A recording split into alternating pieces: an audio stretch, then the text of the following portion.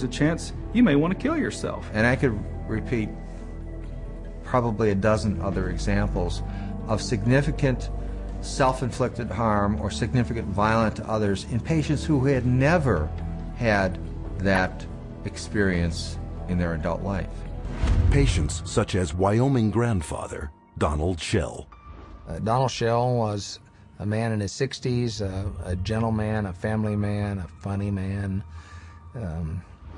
He had had periodic episodes of depression, but never any real serious mental health issues, and became depressed, had a down period, went to a general practitioner, and was given Paxil. 2 days later, he shot his wife, his daughter, his 9-month-old granddaughter, and then himself.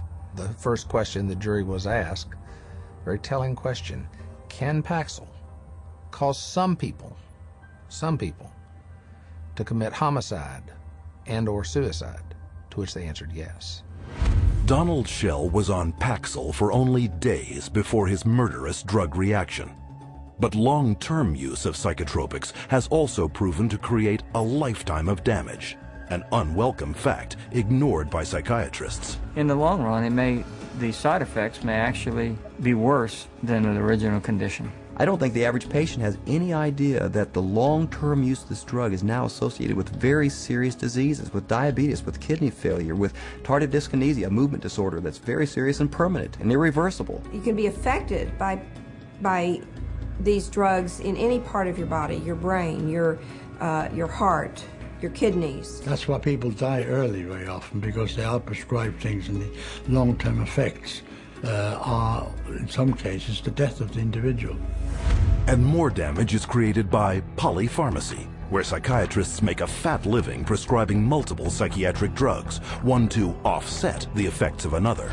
If you have drugs that create side effects, that gives you a ready market for more drugs to cure the side effects.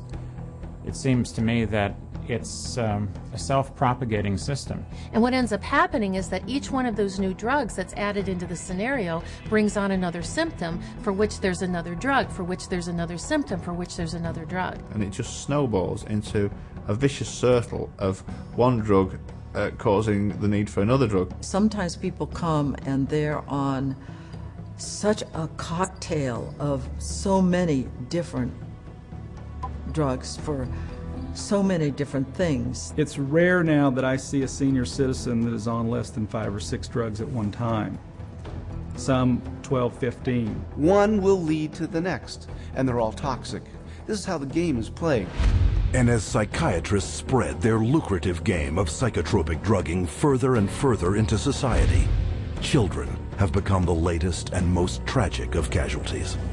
Rebecca Riley, 2.5 years old, they diagnosed her with bipolar disorder and ADHD.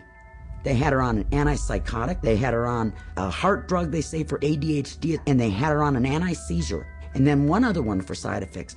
4 drugs at 2.5 years old. She can't even zip up her own pants. She's like a little rag doll. The school nurse, 2 teachers, the principal, the social worker, all said they never seen any behavior in this little 4-year-old girl that would warrant these kind of medications. And all specifically called this doctor and said, please take her off these. She died at a little over 4 years old. This little girl that didn't have a chance, and the psychiatrist just let her. Instead of standing trial and facing prison time, Rebecca Riley's psychiatrist, Dr. Keiko Kifuji, hasn't even lost her license. One might well ask how psychiatrists get away with it. The answer lies in a legal concept known as standard of care.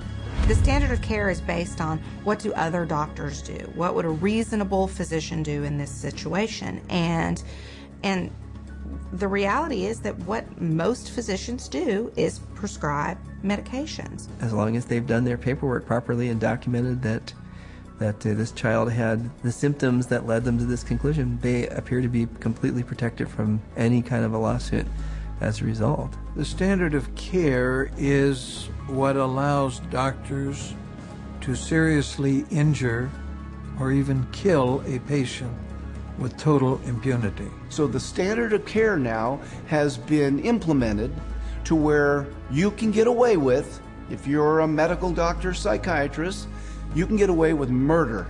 And the death count keeps rising.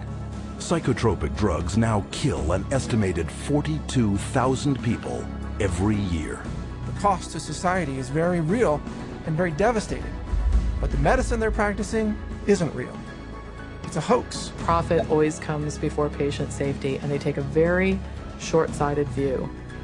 It's all about how can we make money today, not what price are we going to pay tomorrow. The trail of destruction that a psychiatrist leaves in his path is of no concern to that guy. It's all about money. And the money is big. Psychiatry is today over a $300 billion industry without a single cure.